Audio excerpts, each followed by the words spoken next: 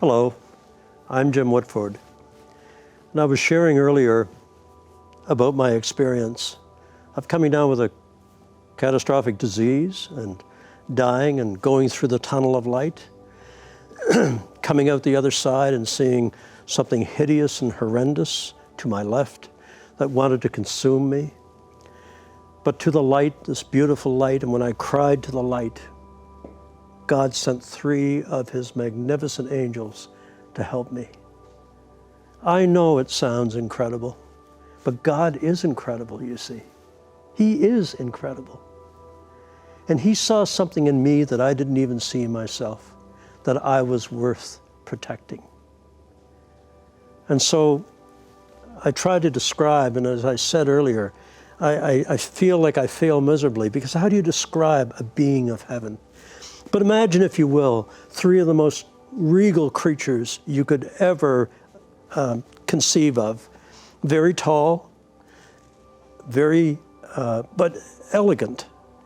There was a 10-foot angel, behind him about a 13-foot angel, and behind him again a massive angel, at least 15 feet tall.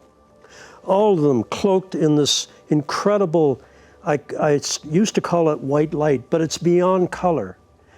And I guess the best term is that one used by my co-author, Dr. Tom Gardner. They were clothed in the fullness of glory, the glory of heaven. But it was as though someone had figured out how to spin cloth from sunlight, because their robes were as though they were spun from sunlight. And as I didn't see their feet, but as they glided along the ground toward me, their robes moved from side to side. And I noticed that although it would look like sunlight, there was a reflection as though it was moonlight dancing on a dark lake at night. It was stunningly beautiful, truly. And I'm just astounded, because I had had no belief in this. As I said, I knew what angels looked like. We've all gotten a Christmas card. But suddenly, here they are. God's creatures coming toward me. Beautifully clothed. And their features were neither male nor female. I like to think the best of both of us. But the most serene, regal looking face, very light, almost white hair. And at first I thought their hair was blonde, but in fact I realized with my analytical mind that what I was seeing was this. I didn't see wings at that time in the traditional feathered sense, but they had as though there was 2 spires of golden light that canted inwards at about 45 degrees above their head from their shoulder blades. And I realized there was a golden reflection from one wing to the other. And that cast above their head, this reflection formed a golden haze, this reflection from both wings. And it formed a haze that made their hair look blonde, I thought, but in fact their hair is silver. And I think that's where we may get the idea of a halo. It's actually the refraction or reflecting of the light between their wings over their head. And that casts this beautiful golden glow over this incredible, serene countenance. But of all the beauty of the angels, the thing that I see in my mind's eye the most were their eyes, the eyes of an angel. Not green, not blue, not gray, but the most incredible shade of violet. Violet eyes staring at me. And I noticed something that amused me. After I was with them a while, I realized that angels never blink. Now you think about that. On earth, if someone gives you that look, it's generally not good news. But when the angels stared at me unblinkingly, I had this feeling it was one of love and concern and protection. Are you okay? Fear not. Are you okay? And as they came toward me, I mean, the first one was 10 foot tall, and I'm looking up at this magnificent creature. He comes And behind him, as I said, there was another one about 13 feet tall. The taller one coming from behind, I learned, was a warrior angel. And he had been sent to do battle with the darkness, and the darkness had fled. And he was dressed differently, and you could tell by his manner and by how the other two angels deferred to him that he was in control, because he had more gravitas. He not only was larger physically, but he seemed to be in charge of the operation, so to speak, of the rescue operation. And the tall angel also was dressed slightly differently. His robe as well shone like with the fullness of glory, but his sleeves were trimmed in purple and gold, as the hem of his gown was as well. I was just so taken with how powerful he seemed, and at the same time this aura of gentleness that came from them. And I got the feeling, and this is the only way I can describe it, I got the feeling that they had this air of kind of Victorian propriety about them, very polite.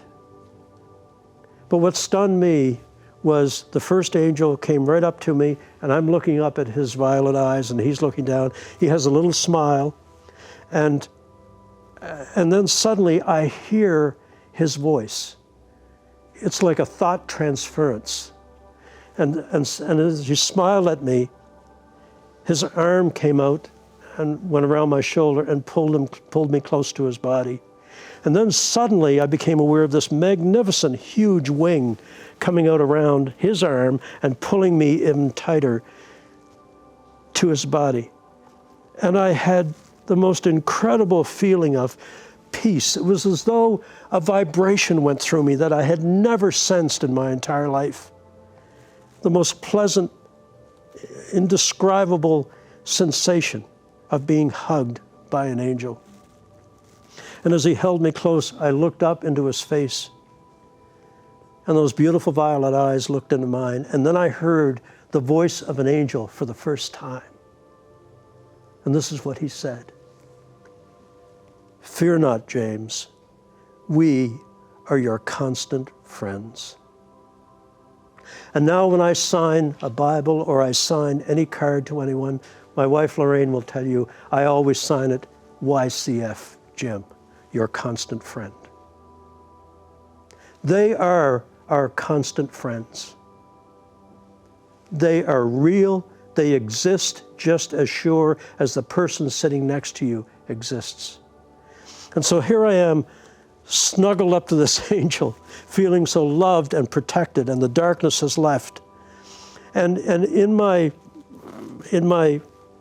sense of wonderment, I tentatively reached out and put my hand on his arm, and something wonderful happened. Something wonderful. As I touched his arm, the feeling of this beautiful feeling I had intensified, and I felt I'd overstepped my bounds.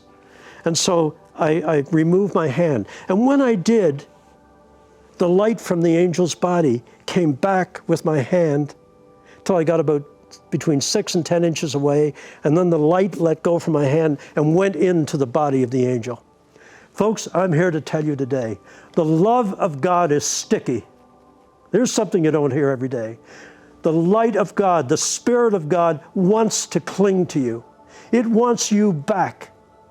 It wants you back in ways you can't ever imagine. Love wanted to rejoin any part of me that was apart from it.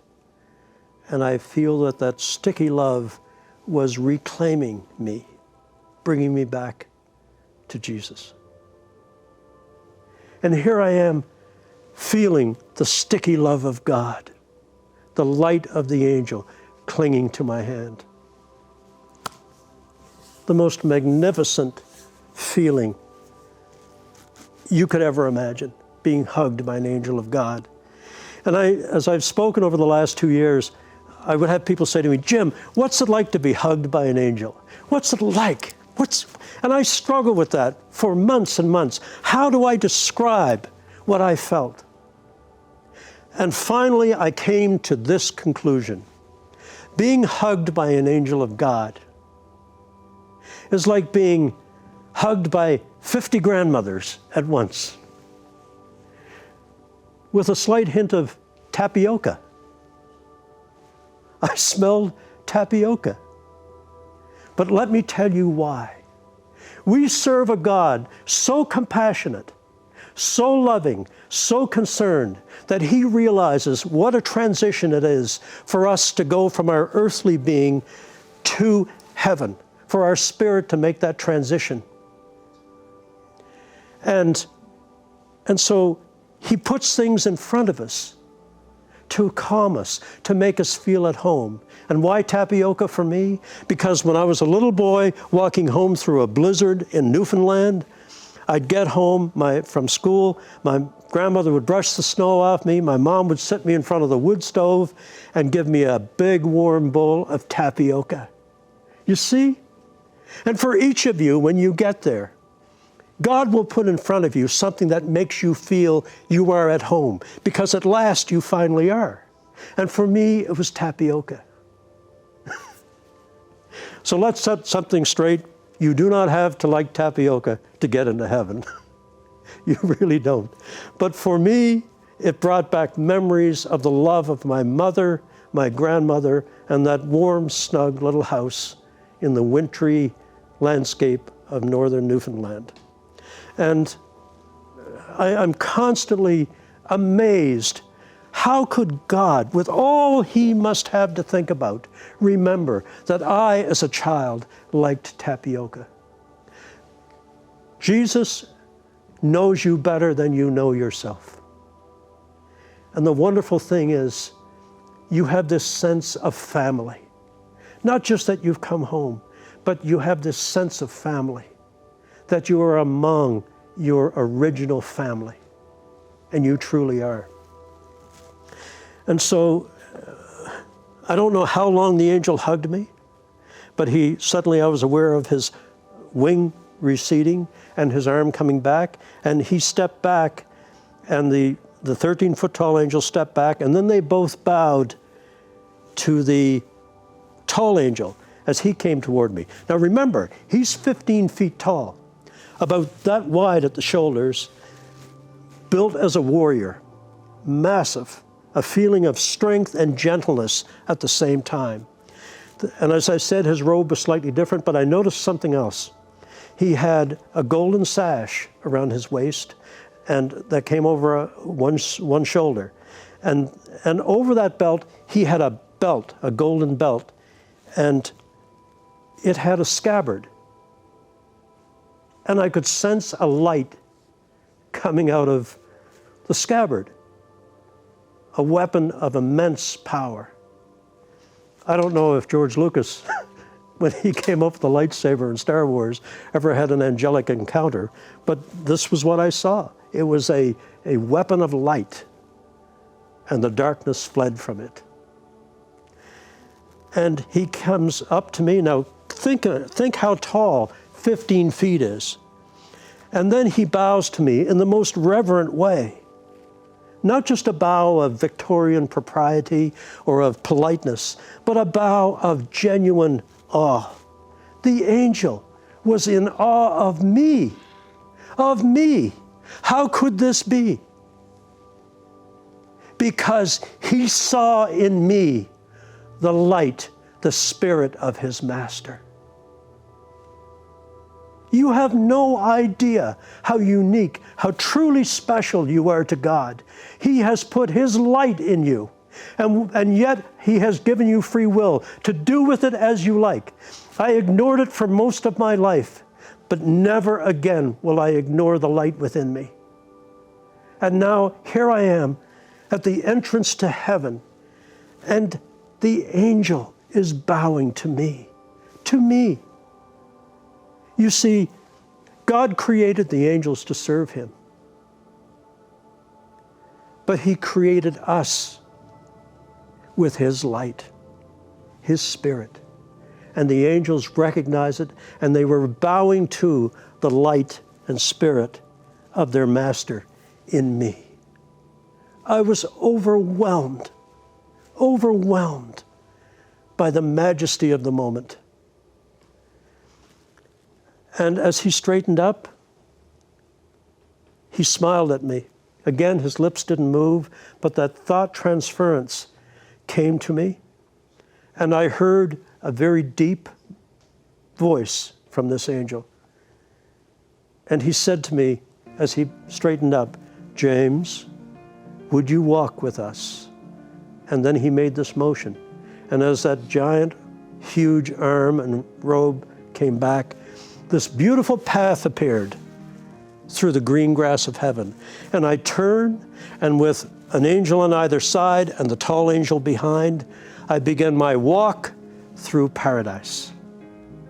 Ladies and gentlemen, words do not exist in our human vocabulary to describe the beauty of what I saw.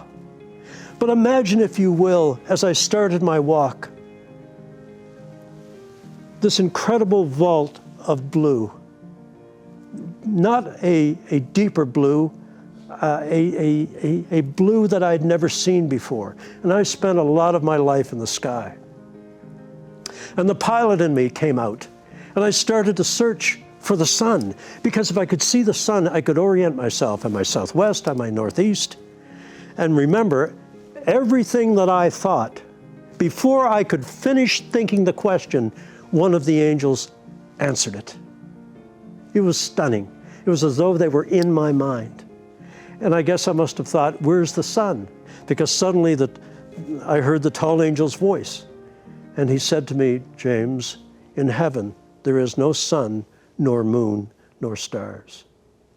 Now you have to remember that at that time I had no knowledge of Scripture. But since I've come back, I've read it, I've sat for days with pastors who have deep biblical knowledge. And of course it says right in Scripture, there is no sun, nor moon, nor stars. And so because there's no overhead sun, there are no shadows in heaven. Now think about this. This matters. We walk out to our car on a beautiful day. 2 o'clock in the afternoon, there's a 3-foot shadow on one side of it. Do we ever give it a moment's thought? Of course we don't. We grew up with it. But in heaven, because everything exudes the light of God, there is no shadow. There is no shadow. There are no shadows, no darkness of any kind.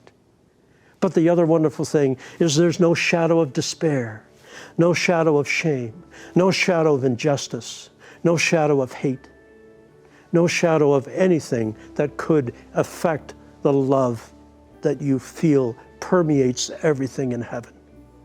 So my vision was tremendously enhanced, because as I walked along, I became aware that my vision had changed, and I now had peripheral vision, and yet with the ability to see ahead, both sides and behind, without even turning my head. And yet at the same second, my vision was as though it was binocular, and it was as though it was telephoto at the same time.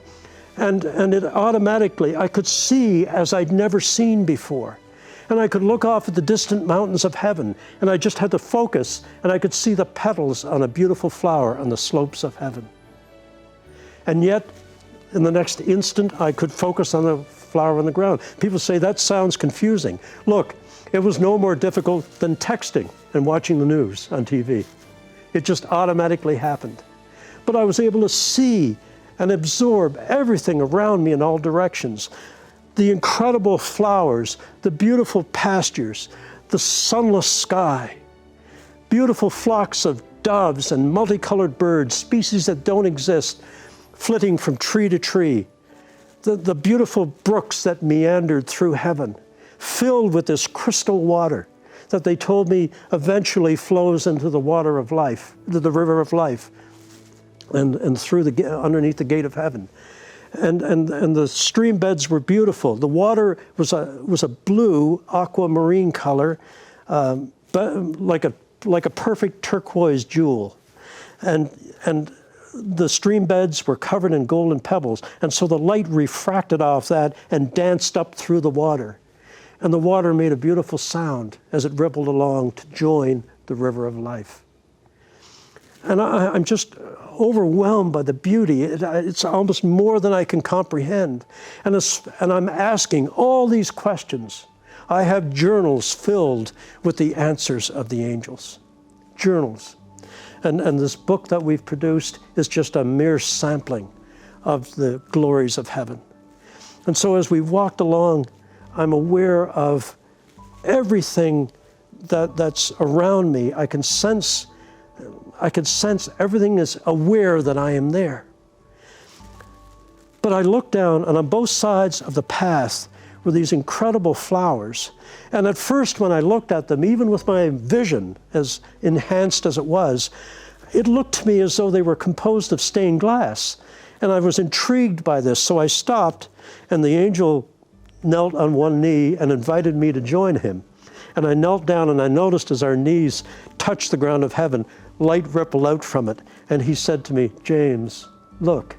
And he cradled one of the flowers in his hand. And I realized then why it looked like it was stained glass. It was simply because the petals of every flower were transparent and diaphanous. And so when I was looking at a red flower, beneath that was the blue, and beneath that was green, and beneath that was yellow. And that all combined to create a color that doesn't exist on earth. So, and as they moved in the breeze, this color was ever changing. And here's an amazing concept. In heaven, color has sound, and sound has color. Now there's one for the scientists. Color has sound, and sound has color. And so I'm intrigued by the beauty of these flowers. And the angel invited me to get down even closer and look at this beauty. And as I'm down there, suddenly out of the flowers comes the most magnificent fragrance. Look, I've been in South America, I've been in Africa. There is nothing to compare with the fragrance that come off these flowers. I wanted to just lay there and inhale this magnificent fragrance. And I remember saying to the angel, how beautiful they smell. And he smiled at me and said, "Yes, James, that is the scent of sanctity. The flower's fragrance is the scent of sanctity." And so as I leaned down to inhale it even more, I suddenly became aware of something. It sounded like the tinkling of small bells, but it was melodic. It had a rhythm to it. And there seemed to be a sound coming from the flowers. And it was beautiful, and it formed a melody. And as it wafted up, that sound turned to the faintest of colors as it caught the breeze of heaven and flowed off. And I noticed that the sound and the color that had sound and the sound that had colored, all was moving toward a light on the distant horizon. And I was told, all of this is going as praise to the throne of God. And I said to the angel, "Is that music I'm hearing? Is that music?" And what he said was truly transformational. He said, "Yes, James, the flowers are so happy you're in heaven, they're singing to you. The flowers will sing to you in heaven." Imagine, the flowers will sing to you. I'm so overwhelmed by this. And he gently helped me get up, and then we continued our walk. And I'm just enthralled. I mean, the species of flowers that we have on earth, but then tens of thousands that we don't have, that are heavenly flowers. And as we walk along, I'm asking all these questions, and I had the strangest sensation at the same time. With my peripheral vision, I felt, even though they were answering the questions, I spoke. I felt like, and I don't like using this term, it's just too computer-aged, but there's no other way to describe it. In addition to answering my questions with thought transference, I felt I was being downloaded with all this information of heaven and its environs. For instance, they told me that they refer to paradise as the garden that surrounds. Paradise actually means walled garden. And that's the beautiful countryside that surrounds the heavenly walls of the holy city. And as we walked along, they answered every question I could think of, and I must have been one of the most chatty types that they've ever had. But I just wanted to learn about this magnificent kingdom that I didn't know existed. And as we walk along, and I'm looking at all the beauty around me everywhere. I noticed as we walked by, the flowers turned their petals toward us as though watching us go by. As though watching us go by. So happy that I was there. And I'm overwhelmed with the sense of love and peace and grace that permeates everything. The light of God, as I said, exuding from every creation in heaven. This pearlescent light, this golden, holy light that covered everything, more pure than sunlight, more beautiful than moonlight, achingly, heartbreakingly beautiful. And so we travel along this path. They're answering all the questions that I have. We come to a slight rise. And as we go up the rise, as I said a while back, God puts things in front of us to make us feel at home.